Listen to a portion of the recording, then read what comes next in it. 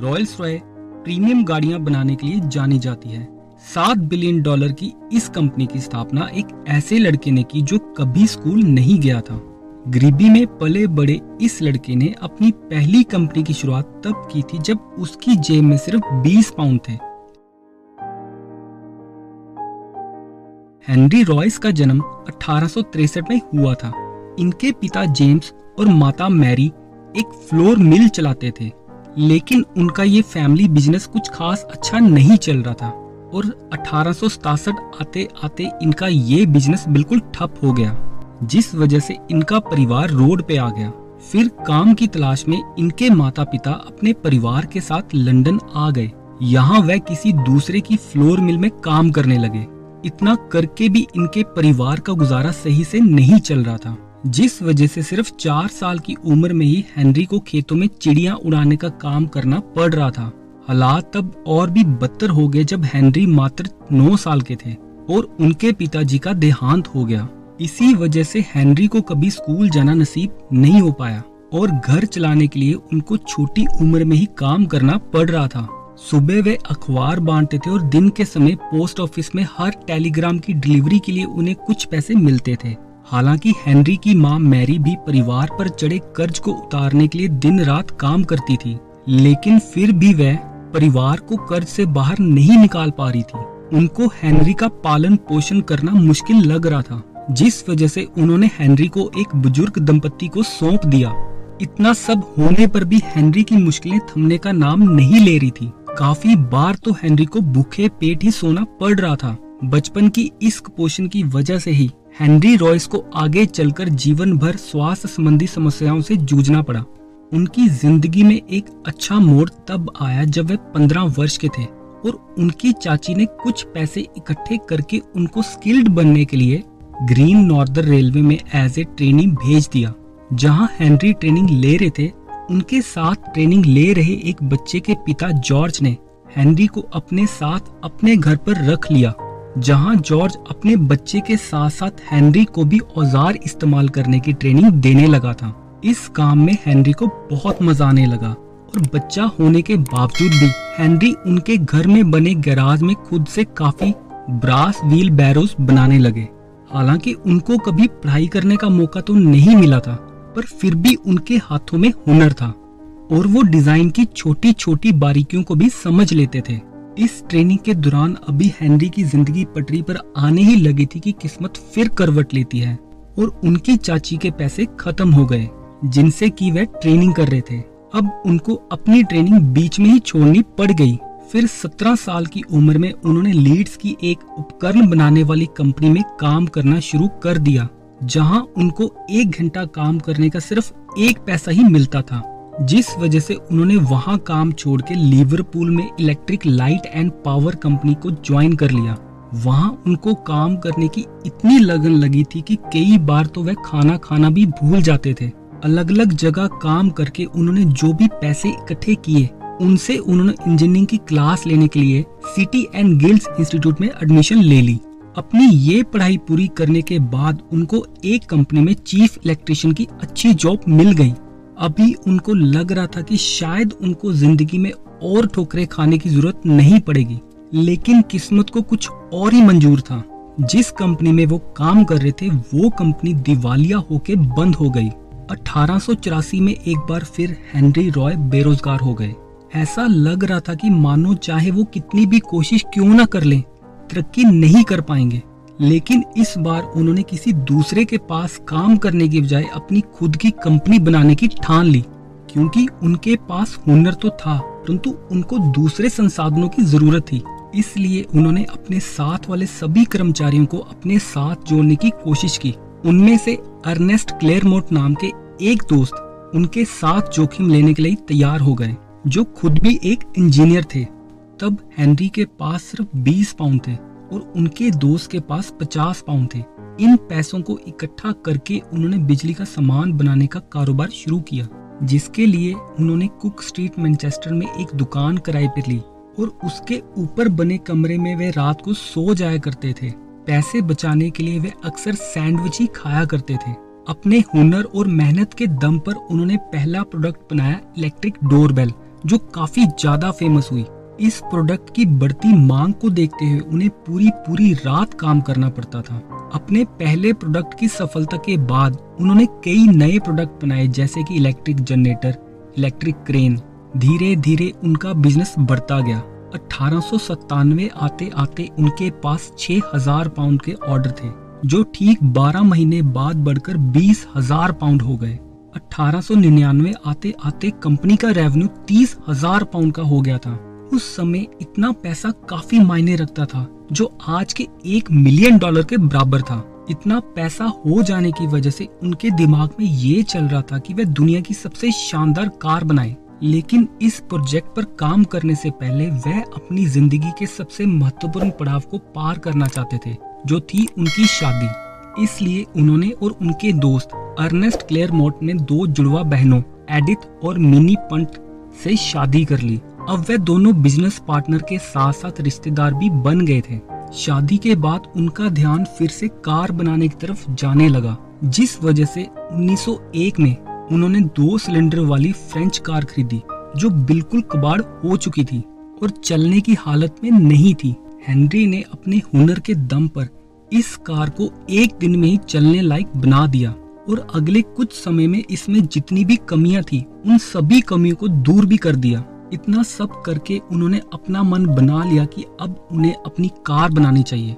1904 में उन्होंने 3 कार बनाई, जिसका नाम रखा रॉयस 10। एक अपने लिए, दूसरी अपने बिजनेस पार्टनर अर्नेस्ट क्लेयरमोंट के लिए और तीसरी कार उन्होंने जिस आदमी के लिए बनाई थी वह उनकी इस कार से इतने प्रभावित हुए कि उन्होंने हेनरी रॉयस की मुलाकात एक कार डीलर चार्ल्स रॉयल्स के साथ करवाई। तब किसी ने नहीं सोचा था कि चार्ल्स रॉयल्स और हेनरी रॉयस की ये जोड़ी एक दिन ऑटोमोबाइल इंडस्ट्री में इतिहास बनाएगी।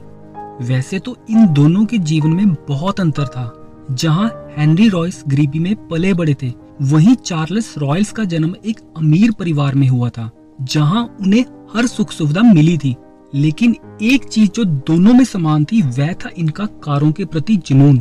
चार्ल्स रॉयल्स यूके में सबसे पहले कार खरीदने वाले इंसान थे और 18 साल की उम्र में उन्होंने अपनी पहली कार खरीद ली थी। कारों के प्रति इतना लगाव होने की वजह से ही चार्ल्स रॉयल्स के पिता ने उनको कार डीलरशिप खोलने के लिए पैसे दिए थे।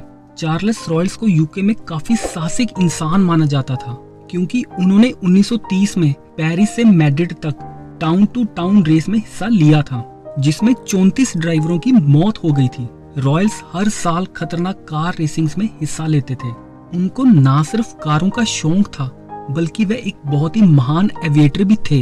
यूके में वे दूसरे इंसान थे जिनके पास जहाज उड़ाने का लाइसेंस था। वे लग्जरी के काफी शौकीन थे, जिस वजह से उनको लग्जरी कारें जो कि 3 सिलेंडर या 4 सिलेंडर की हुआ करती थी, उनको चलाने में मजा आता था। लेकिन जब उन्होंने हेनरी रॉयस की बनाई 2 सिलेंडर कार चलाई तो आश्चर्यचकित रह गए। तभी उन्होंने हेनरी रॉयस को अपने साथ काम करने का ऑफर दिया और हेनरी द्वारा बनाई रॉयस 10 कार को लेकर वे लंदन वापस चले गए। हेनरी के काम से रॉयल्स इतने प्रभावित थे कि आधी रात को उठकर उन्होंने अपने बिजनेस पार्टनर को फोन किया कि उन्हें दुनिया का सबसे अच्छा कार इंजीनियर मिल गया है। फिर 1904 में ही चार्ल्स रॉयल्स और हेनरी रॉयस ने मिलकर रॉयल्स रॉय कंपनी की नींव रखी। गरीबी में पैदा होने की वजह से हेनरी रॉयस को सफलता पाने में देर लगी, वहीं चार्ल्स रॉयल्स को अमीर परिवार में पैदा होने की वजह से छोटी उम्र में ही सब कुछ आराम से मिल जाता था। जब इन दोनों ने पार्टनरशिप की शुरुआत की तब हेनरी की उम्र 41 वर्ष की थी और चार्ल्स रॉयल्स की उम्र मात्र 27 वर्ष की थी। एक तरह से ये दोनों एक दूसरे के पूरक थे, क्योंकि हेनरी को इलेक्ट्रिकल और मैकेनिकल का काफी तजुर्बा था, वहीं चार्ल्स रॉयल्स मार्केटिंग में काफी एक्सपर्ट थे और उनके लिंक भी बहुत अच्छे थे, जिस वजह से वे अपनी कंपनी में बनाई कार्स को अमीर परिवारों, राजनीतिज्ञों और मीडिया के सदस्यों को बेचने में कामयाब हो रहे थे। 1904 में उन्होंने दी पेरिस मोटर शो में रॉयल्स रॉय 10 HP नाम की कार को उतारा, जिसको उन्होंने तब 395 पाउंड्स में बेच दिया था, जो आज के हिसाब से $11,000 के बराबर है। उन्होंने ऐसी 16 कार्स बनाई थी। इस कार की आज के समय में भी कितनी अहमियत है ये पता यहाँ से चलता है कि 2007 की एक विंटेज कार ऑक्शन में उनकी इस कार को 3.2 मिलियन पाउंड्स में नीलाम किया गया था। उन्होंने अपनी दूसरी car Royals Royce silver ghost को 1906 में उतारा था, जिसके बहुत सारे पार्ट्स पर सिल्वर और एल्युमिनियम की कोटिंग की गई थी। इस गाड़ी को 15,000 माइल्स चलाने के बाद उन्होंने दर्शकों के सामने एक स्टंट करने का सोचा। उन्होंने इस रॉयल्स रॉयस सिल्वर गोस्ट को स्टार्ट किया और उसके इंजन पर एक पानी का गिलास रख दिया। कार के इंजन के स्टार्ट होने के बावजूद भी पानी की एक भी बूंद गिलास से बाहर नहीं आ पाई। इस स्टंट से वह अपने दर्शकों को ये बताना चाहते थे कि उनके द्वारा बनाई गई ये कार ना सिर्फ सबसे बेहतरीन है, बल्कि ये बहुत ज्यादा शांत और कंपन फ्री भी है। इसीलिए आज तक रॉयल्स रॉय सिल्वर गोस्ट को सबसे मूल्यवान और प्रीमियम कार माना जाता है। कार इंडस्ट्री में रॉयल्स रॉय के इंजनों की इतनी अपार सफलता के बाद चार्ल्स रॉयल्स ने हेनरी रॉयस को जहाज का इंजन बनाने के लिए मनाने की कोशिश की, लेकिन उस समय हेनरी रॉयस का सारा ध्यान कार बनाने में था। दूसरी तरफ चार्ल्स रॉयल्स को विमान उड़ाने में ज्यादा मजा आता था, क्योंकि उनका कहना था कि उड़ते विमान के सामने कोई ट्रैफिक पुलिस नहीं आती। इसीलिए 1909 में चार्ल्स रॉयल्स ने अपना पहला विमान खरीदा, जिसके बाद वह विमान के जरिए इंग्लिश चैनल पार करने वाले पहले इंसान बने। लेकिन 1910 के एक एयर शो में विमान की लैंडिंग के दौरान उनका विमान दुर्घटनाग्रस्त हो गया और विमान दुर्घटना में मरने वाले वे इंग्लैंड के पहले इंसान थे। अपने पार्टनर की मृत्यु के 1 साल बाद हेनरी रॉयस का स्वास्थ्य भी खराब रहने लगा, क्योंकि काम के चक्कर में वे अपनी नींद और भूख को भूल चुके थे। उनकी काम के प्रति इतनी लगन थी कि हॉस्पिटल में एडमिट होने के बावजूद भी वे स्ट्रेचर पर लेटे लेटे कुछ न कुछ नया डिजाइन करते रहते थे। इतने साल विमान का इंजन बनाने से मना करने वाले हेनरी रॉयस को आखिरकार 1914 में पहले विश्व युद्ध से पहले मजबूरन विमान का इंजन रॉयल्स रॉय ईगल बनाना पड़ा, जो मित्र देशों के सभी विमानों में लगाया गया था। और यहीं से रॉयल्स रॉयस की एंट्री विमान के इंजन बनाने में हो गई थी। 1921 आते आते रॉयल्स रॉय की कारों की इतनी डिमांड थी कि उनकी किसी भी नई गाड़ी का वेटिंग पीरियड 3 साल का था, जिस वजह से उनको एक नई फैक्ट्री बनानी पड़ी, जिसमें उन्होंने 2944 गाड़ियां बनाई। भले ही आपको ये फिगर थोड़ी कम लगे, लेकिन रॉयल्स रॉय क्वांटिटी से ज्यादा क्वालिटी पर विश्वास रखती है। फिर चाहे उनको एक कार बनाने में कितना ही टाइम क्यों ना लग जाए, लेकिन रॉयल्स रॉय कभी भी क्वालिटी के साथ कॉम्प्रोमाइज नहीं करती। आज भी ये बात सच है। ऑटोमेशन के इस युग में भी रॉयल्स रॉय के हर पार्ट को हाथों से बनाया जाता है। 1930 में हेनरी रॉयस को ऑर्डर ऑफ ब्रिटिश एम्पायर से नवाजा गया, जिसके ठीक 3 साल बाद 70 साल की उम्र में उनकी मृत्यु हो गई। जिंदगी के आखिरी लम्हों में भी उन्होंने काम करना नहीं छोड़ा और जिंदगी की आखिरी रात से एक रात पहले उन्होंने एडजस्टेबल शॉक ऑब्जर्वर का डिजाइन बनाया, जो उन्होंने एक नर्स को पकड़ा दिया और कहा कि ये डिजाइन मेरी फैक्ट्री में काम करने वाले मजदूरों को दे देना। लेकिन जब तक कि ये डिजाइन मजदूरों तक पहुंचता, उससे पहले ही हेनरी रॉयस की मृत्यु हो चुकी थी। जो एक कहावत हमने बहुत बार सुनी है कि जब भगवान कोई एक रास्ता बंद कर देते हैं तो 10 दरवाजे खोल देते हैं, वह इन दोनों की जिंदगी में सही से लागू होती है। क्योंकि जिस कंपनी में Henry Royce as a chief engineer काम करते थे, अगर वह बंद ना होती तो आज शायद ऑटोमोबाइल इंडस्ट्री में $7 बिलियन की रॉयल्स रॉय जैसी प्रीमियम कार बनाने वाली कंपनी का नामो निशान ना होता।